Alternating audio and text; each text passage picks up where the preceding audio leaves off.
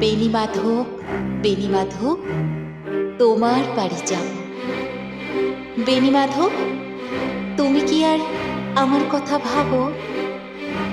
বেণীমাধব, মোহনবাসী তমাল তরুমূলে বাজিয়েছিলে, আমি তখন মালতী স্কুলে। ডেস্কে বসে অঙ্ক করি, ছোট্ট ক্লাস ঘর।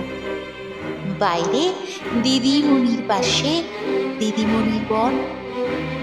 আমি তখন নবম শ্রেণী, আমি তখন শাড়ি।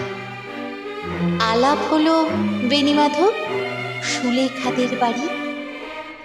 বেণীমাধব, বেণীমাধব, লেখাপড়ায় ভালো। শহর থেকে বেড়াতে এলে আমার রং কালো।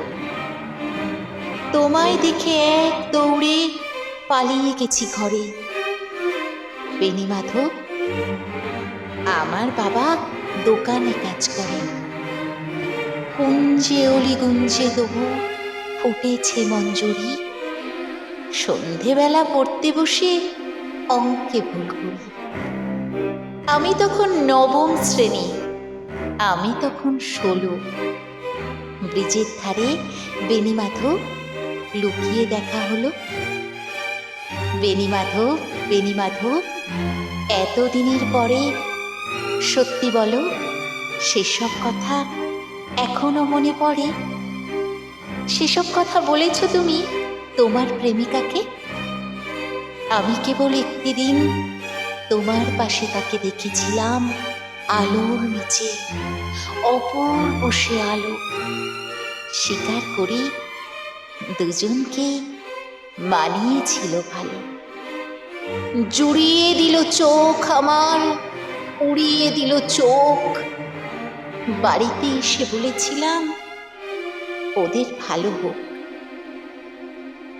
রাতে এখন ঘুমাতে যাই একতলার ঘরে। মেঝের উপর বিছানা পাতা, জ্যোৎস্না এসে পড়ে।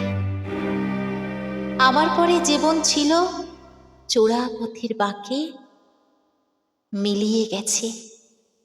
জানি না আজ কার সঙ্গে থাকে।